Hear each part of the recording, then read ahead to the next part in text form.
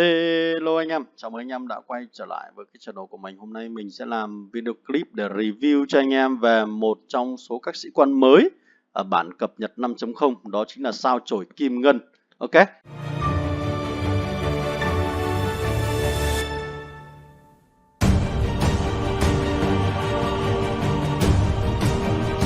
Rồi, đầu tiên là giới thiệu qua về anh chàng này. Anh chàng này là một sĩ quan của Liên minh Tự Do và dành cho các cái chức tiêm kích của chúng ta.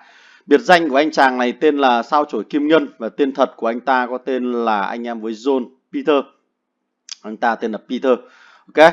Thì anh chàng này có hai cái thuộc tính, một là dành cho các cái tiêm kích này, cái thứ hai là chúng ta có khả năng nhận được hỏa lực và sát thương khi mà né đòn, né được các cái cuộc tấn công của máy bay tiêm kích của đối phương nhá. Thì nhìn tổng quan về giao diện của anh chàng này thì nhìn anh ta mặc cái bộ áo giáp cũng rất là giống với mũi giáo thần, đúng không? Chúng ta sẽ cùng xem đây. Mũi giáo thần, biểu tượng quần áo nó cũng giống nhau. Và có lẽ là hai anh chàng này là một biệt đội, anh em song sinh với nhau nhé. Review qua về bộ kỹ năng của anh chàng này, chúng ta có 4 cái kỹ năng liên quan đến tiêm kích màu xanh của Liên minh Tự Do đặc trưng. Kỹ năng đầu tiên là có khả năng búp thêm sát thương cho các chiếc tiêm kích lên đến 40% khi mà chúng ta tham gia vào các cái trận chiến. Và chúng ta cũng có thêm 30% cái độ cơ động, nhưng mà sau 20 giây. Tức là anh em phải tham gia chiến đấu sau 20 giây sau thì chúng ta mới có khả năng nhận được cái độ cơ động này là 30%. Và cái phần bonus về độ cơ động này nó sẽ bị mất khi mà chúng ta thoát ra khỏi cái quá trình combat, thoát ra khỏi cái quá trình chiến đấu. Đấy, thì tí lát nữa mình sẽ phân tích kỹ hơn về cái kỹ năng chiến thuật này để anh em thấy được cái vai trò của nó như thế nào. Cái kỹ năng thứ hai đấy là liên quan đến khả năng về nghênh kích. Thì anh chàng sao chổi Kim Ngân của chúng ta có thể búp được 35% cái chỉ số nghênh kích cho các chiếc tiêm kích. Thì cái chỉ số nghênh kích này nó ảnh hưởng đến loạt đạn đầu tiên bắn ra khi mà chúng ta tham gia vào các combat. Chỉ là loạt đạn đầu tiên thôi nhá. Còn nếu như anh em trụ lại sau 20 giây thì nó sẽ không có tác dụng nữa. Đấy. Cái skill thứ ba là skill liên quan đến tăng cường về hỏa lực. Skill này nó sẽ có khả năng tăng cường cho chúng ta 35% hỏa lực trong 4 giây sau khi né được một đòn tấn công của kẻ thù. Anh em lưu ý cái dòng này nhé, là sau khi né được đòn tấn công của kẻ thù thì chúng ta mới được 35% hỏa lực. Và kỹ năng thứ tư là có 10% cơ hội chí mạng, critical strike là chí mạng khi mà tấn công. Khi xảy ra cái chí mạng này thì nó có khả năng tăng lên đến 50% sát thương. Kỹ năng thức tỉnh thì chúng ta sẽ có một cái bảng mô tả như thế này. Sau khi mà né được đòn tấn công của kẻ thù thì các chiếc tiêm kích của chúng ta sẽ có 70% cơ hội để bắn ra được một quả tên lửa vào không quân của đối phương. Cái quả tên lửa này nó sẽ có hệ số sát thương là 200. Đấy. Và cái skill này chỉ có thể được thực hiện mỗi 4 giây một lần. Đấy, mỗi 4 giây một lần. Và cái quả tên lửa sẽ nhận được thêm 10% sát thương nếu như chúng ta có mũi giáo thần. Đấy, mình đoán không sai là anh chàng này phải đi kèm với mũi giáo thần. Và mũi giáo thần phải triển khai trên các cái đơn vị lục quân mặt đất. Đấy, còn không quân thì chúng ta triển khai anh chàng này thì nó mới có thêm được 10% sát thương. Rồi, đấy là toàn bộ thông tin về kỹ năng của anh chàng này. Thế thì cái đánh giá cá nhân của mình như thế này, về anh chàng này như thế này, là anh chàng này là một anh chàng cực kỳ là khó dùng và cực kỳ là hên xui. Anh chàng này phụ thuộc rất nhiều vào may mắn. Đấy, và rất nhiều vào độ trâu chó của anh ta, độ cứng cáp của anh ta ở trên chiến trường.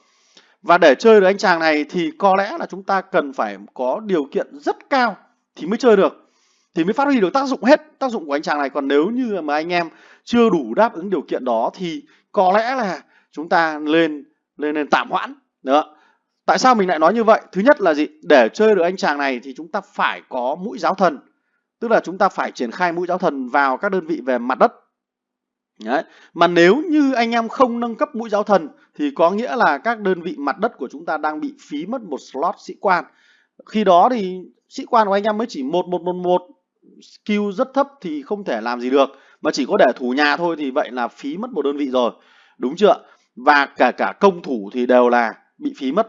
Cái thứ hai là skill thứ tư của anh chàng này tăng về khả năng chí mạng, mà chúng ta đã biết một sĩ quan có khả năng chí mạng khác, đấy chính là chim ưng thần tốc, chính là cô nàng này.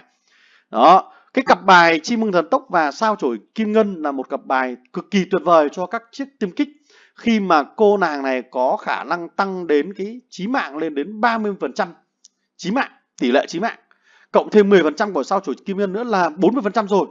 Đó, mà 40% rồi thì cái sát thương chí mạng xảy ra lúc này nó lên đến 150%, một cái con số cực kỳ khủng khiếp anh em ạ. Đấy, cho nên là cái cặp đôi này đi với nhau thực sự là một cặp đôi rất tuyệt vời.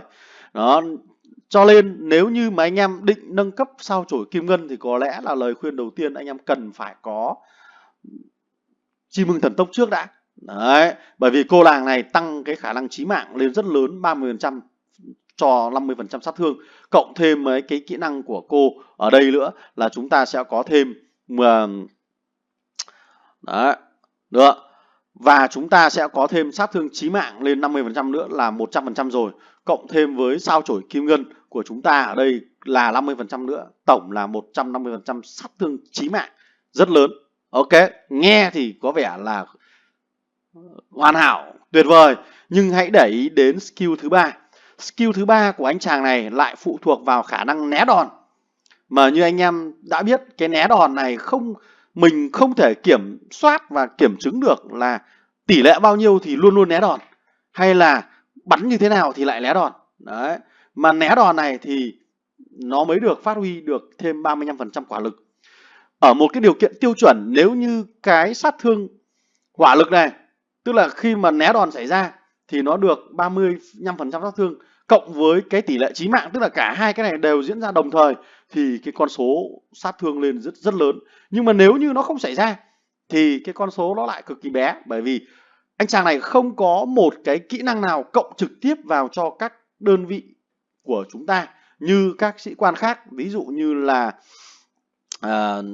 anh chàng về đôi cánh tự do đây, cộng trực tiếp luôn vào các đơn vị máy bay, hiểu không ạ? Cộng trực tiếp luôn, không có tỷ lệ gì, không có hên xui, không có may mắn gì cả. Nhưng riêng anh chàng sao chổi kim ngân này, đúng là tên của anh chàng ta, sao chổi kim ngân, là phải phụ thuộc vào tỷ lệ đấy, phải phụ thuộc vào cái độ né này. Né này thì mình không chắc là né như thế nào nhá.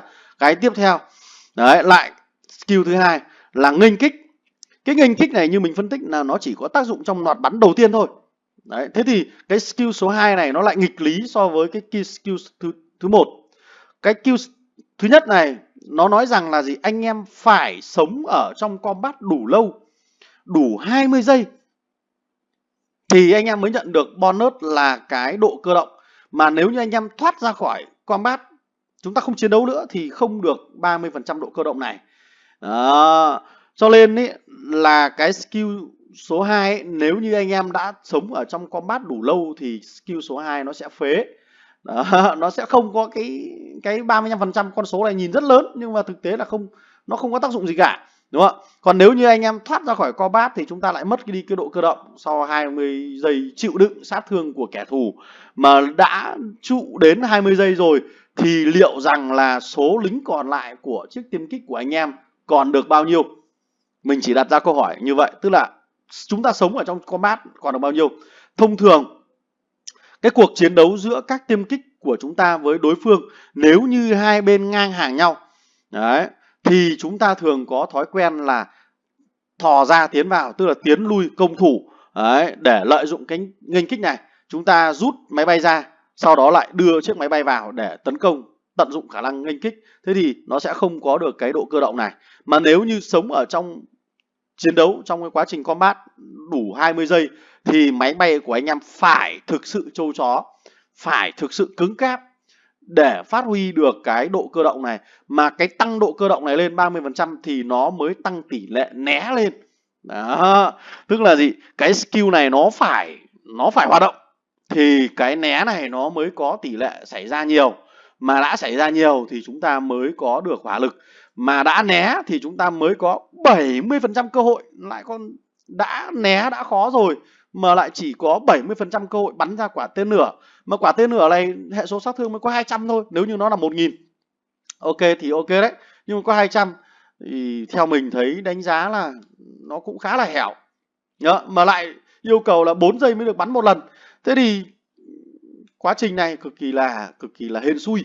4 giây bắn một lần thì hên xui quá. Đấy, mà lại 70% thôi. Nhá. Đấy, mà 70% lại phụ thuộc vào độ né. Đấy chứng tỏ là cái anh chàng này như mình nói là thực sự là một cái sĩ quan rất là khó dùng. Đấy, và có lẽ rằng nó không dành cho những người mà chưa hoàn thiện bộ kỹ năng hoặc là bộ sĩ quan về không quân cũng như là sĩ quan về lục quân.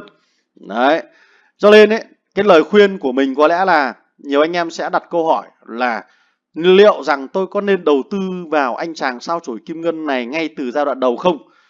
Đấy, thì câu trả lời của mình có lẽ là không, chúng ta không nên đầu tư vào anh chàng này quá sớm.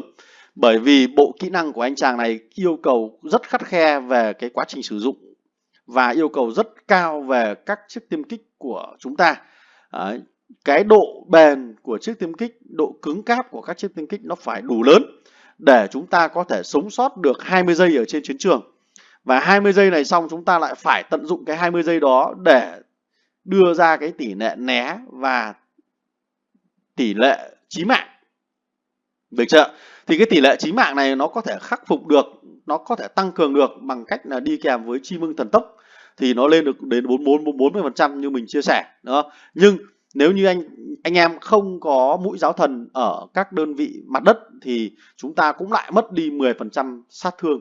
Đó. Đấy thì cái này là cái mà có lẽ là anh chàng này là một anh chàng nhìn rất là bảnh trai đẹp trai, nhưng mà nó cũng đi kèm với sự tốn kém nhất định nếu như anh em đã xác định chơi về anh chàng này.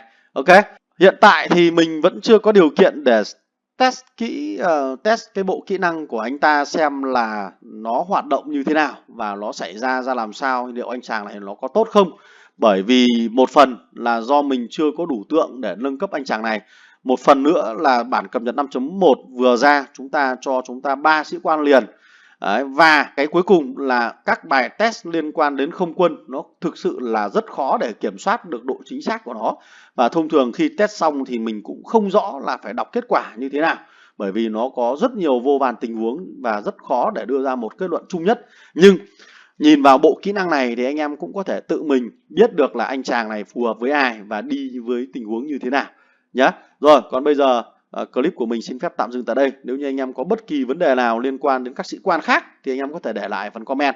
Mình rảnh thì chúng ta sẽ cùng nhau trao đổi thêm, hoặc là tham gia cái diễn đàn Discord của mình để chúng ta cùng nhau giao lưu chia sẻ với bạn bè Nam Châu.